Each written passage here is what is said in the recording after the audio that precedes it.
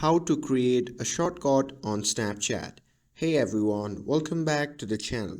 In today's video, I'm going to show you how you can create a shortcut on Snapchat in just few simple steps. So without further ado, let's get started. So first thing first, open the Snapchat app on your phone. Once you have opened it, simply swipe right to go to the chat screen. Now here at the top you will see different tabs. Scroll through it and tap on the new options. Now select the friends that you want to add to this shortcut.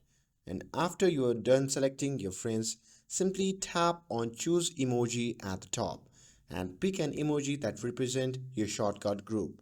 And once you're done with that, simply tap on create shortcut and that's it.